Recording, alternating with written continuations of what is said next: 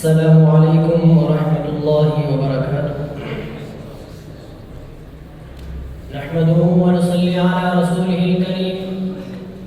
أما بعد فأعوذ بالله من الشيطان الرجيم. بسم الله الرحمن الرحيم. قال الله تبارك وتعالى في كلام المجيد والفرقان الحميد: يوم تبيض وجوه وتسود وجوه. وقال النبي صلى الله عليه وسلم: لا تزال طائفة من أمتي ظاهرين على الحق. قابل قدر اساتذہ کرام اور میرے ہم مکتب ساتھیوں، السلام علیکم۔ آج مجھے جس موضوع پر لب کشائی کرنے کا موقع ملا ہے وہ ہے اہل الحدیث ایک صفاتی نام ہے۔ حضرات، اللہ رب العالمین نے اہل ایمان کو جن ذاتی و صفاتی ناموں سے پکارا ہے، اسی طرح اہل الحدیث بھی ایک صفاتی نام ہے۔ حضرات، فرقہ ناجیہ، طائفہ منصورہ اور اہل حق کا صفاتی نام اہل الحدیث ہے۔ یہ وہ عظیم لوگ ہیں جو ہر دور میں موجود رہے اور قیامت تک رہیں گے۔ تو حضرات، میں آپ کے سامنے سلف صالحین کے کچھ حوالے پیش کرتا ہوں جن سے یہ ثابت ہوتا ہے کہ اہل الحدیث ایک صفاتی نام ہے۔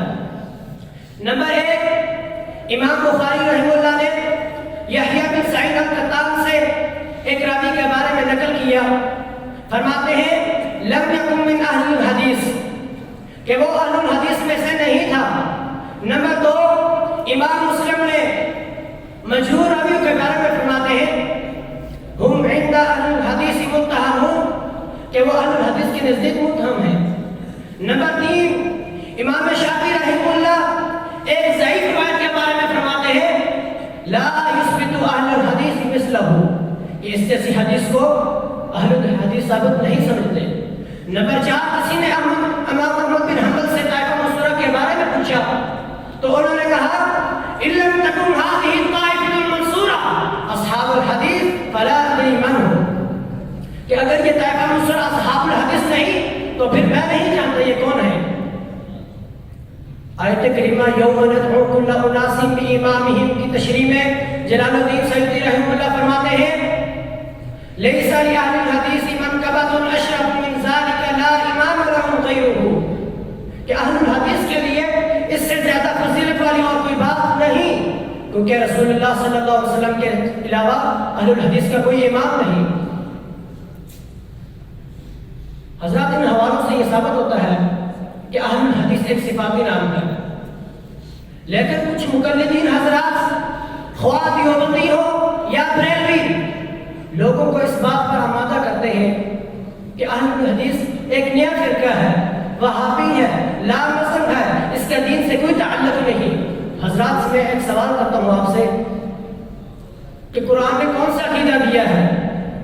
قرآن نے کس عقیدے کی نفی کی ہے؟ کہ قرآن کی بنیادی تعلیمات کیا ہے؟ اور صحابہ کرام کا عقیدہ و منہج کیا تھا؟ کیا وہ تقلیدی ذہن کے حامل تھے؟